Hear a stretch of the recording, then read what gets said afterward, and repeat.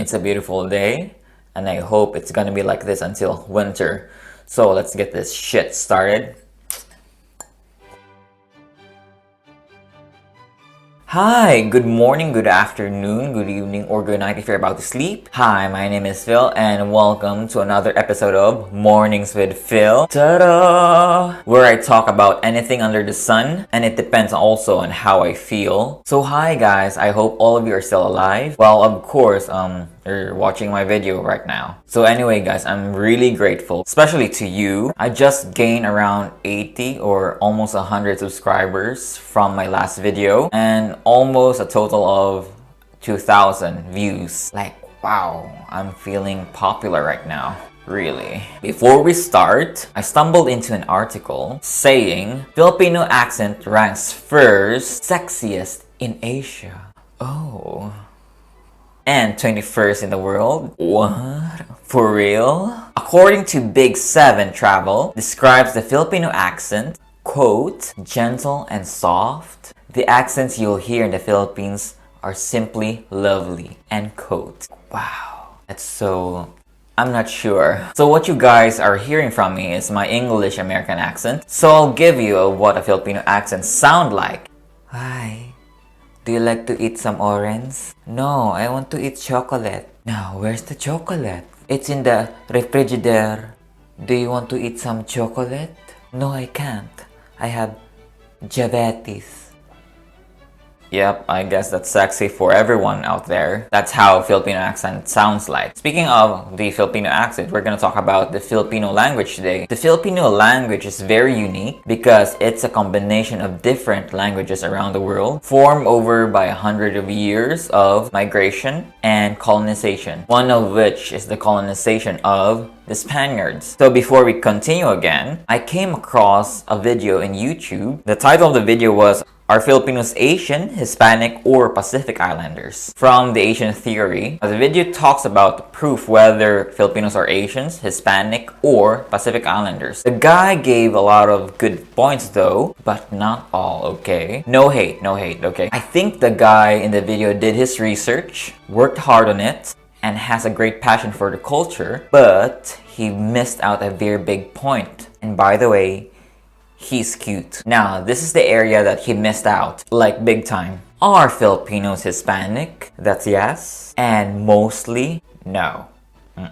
Now, hear me out. Now, let's review the Philippine history. Now, Miguel Lopez de Legazpi landed on the Philippines in 1565. He went there to continue what Ferdinand Magellan couldn't do, to colonize the Philippines. Spain at that time was a leading colonial power with decades of experience in colonizing the Americas. Now, Spain wanted to gain Philippines because they believed the Philippines was the key to the vast trade network with India and China. Long story short, they invaded the Philippines. Around 333 years to some sources in the internet and also history books. Some sources say it's 377 years because they counted it with when Magellan first contacted with the Filipinos in the Philippines. So the Spaniards, Phil, colonized the Philippines, right? They built churches, built forts, even built families in the Philippines. So we're Hispanic, right, Phil? Nay. Now, let's talk about the mestizos. Mestizos is a term historically used in Spain and the Latin Americans, which is referred to as an European and indigenous American descent, having both features because they have mixed blood. Now, this is also a term used in the Philippines during the colonization. So yes, Filipinos are Hispanic to some extent. Now, here's the catch, guys. The Spaniards created a caste system in America, of course, which then adapted in the Philippines. So the caste system was created because the Spaniards noticed something. There were a lot of mixtures of blood from races of the Latin Americans and also from the Africans. So the Spaniards wanted to keep the power by creating this social system basing on skin color and phenotype. So the Filipinos were referred to as the Indios or Indios. I don't know how to pronounce it. I'm really bad at pronouncing. Negrito. Okay, it's what the Spaniards gave Well, they're the racist, not me. These two are the lowest at the caste system. There are a lot of levels from the caste system, which include Chinese and also Americans. But in the upper class are the mestizos, and the highest, of course, the peninsulares, which are the pure Spanish descent. So the whiter you are, the more power you have. Also, the Spaniards were kind of a bit picky, but still managed to find love and created offsprings. Thus, the mestizos were born. To sum up this topic, the rest of the populations were indigenous Filipinos, the Aitas, and the mixed Chinese descent. So that's why you don't see this in the general public. You see these and this. But wait, Phil. My last name is Spanish. I could be Hispanic, right? Okay, huh?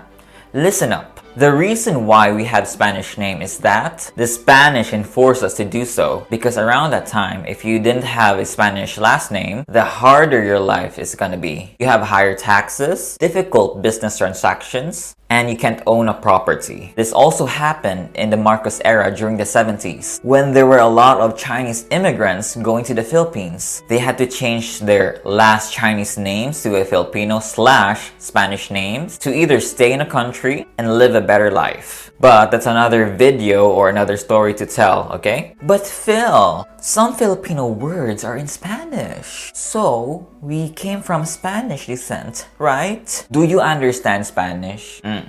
No. Yes, we do have some Spanish words. Cuchara, tinidor, la mesa, puta. Things we see on a daily basis. Nothing more. And we have a lot of languages, right? And there's also different grammars, different accents. So no, we don't speak Spanish. Now, fun fact, guys. Mexico was under the Spain around 300 years. While the Philippines was 333 years or 377 years. But why then the Philippines is not a Spanish-speaking nation, unlike so many Latin American ones? First reason, fewer people immigrated from Spain to the Philippines. Biggest problem was the distance. Around that time, Spain was closer to the Latin Americas. Another is the commercial opportunity was very high in Latin America. There were tons of gold, silver, and salt extracted from the Latin Americas. So economically, they were doing well. Now under this reason, the first mover advantage and the momentum was really doing well. There was a steady momentum in the Latin Americas. The life there was closely almost like Europe than the Asian alternative back in the Philippines. Third biggest reason is the disease. Now in Latin America, the biggest downfall of the Aztec and the Inca civilizations was the diseases that brought by the Spaniards, which made the original language bearers to slowly diminish compared to the Philippines. In theory, Filipinos probably had an immunity from the diseases brought by the Spaniards. Amazingly weird, because we're jungle Asians. Next is, the Philippines is composed of so many islands that the Spaniards had a hard time controlling the indigenous people. They would often hide to the jungle or flee to the high mountains. Now, the Spaniards noticed something about the Filipinos, that the Filipinos have their own native languages. So they believed to win them over was keeping them away from each other. Divide and conquer. If Filipinos didn't understand one another, they're not able to overthrow the Spaniards. Now, fun fact again, guys. The Philippines have 187 separate languages, not including the dialects and not including the indigenous languages. 8 of the languages are already extinct. Presumably, we have even more languages before. This is the reason why we Filipinos hate one another, even until now, right? Now, lastly, the Spanish language itself was never sufficiently established as a lingua franca. First reason is that it was limited to the educated minority, which I discussed earlier about the mestizos and the elite. Next is when the Americans came, the Spanish loyalists were wiped out during the Philippine-American War. That leads to the diminished number of Spanish speakers. When it was the turn of the Americans to colonize, they made sure that English was taught everywhere. and to everyone. And they removed the Spanish literature in the educational system of the Philippines. Now, the only language that is closely related to the Spanish is Chavacano in Zamboanga. The reason for this was because of Spanish missionaries. They really wanted to spread Christianity over to the indigenous people of the Philippines. So they started out in Zamboanga. So they thought of teaching Spanish to these people because it would be easier for them. But that's another story. With all these factors I've mentioned, these resulted to a much smaller percentage of Spanish speakers in the Philippines as compared to Latin America. So is this a good thing? Yeah. It's a good thing because we were able to preserve our own language, and language is a big part of culture, guys. So if someone asks you, "Hey, I noticed that you spoke Spanish? Do you speak Spanish?" No, I speak Filipino. Well, unless you're taking Spanish lessons, so yeah, you can say that. But generally speaking, we can't speak Spanish. That's all. And remember, guys, that you should be proud of speaking your own language. It's kind of a bit sad back in the Philippines that the government is not putting more effort in keeping our culture, especially the language. I personally think that in the Filipino educational system, our dialects or, our native language is taught. It enriches our culture actually. And also, that makes us unique from other countries that we have a lot of languages. And we're already good at speaking English, guys. We should also focus on our own language actually. Well, that's all for today, guys. So don't forget to like and subscribe and spread the good news, not the virus. Stay strong and goodbye.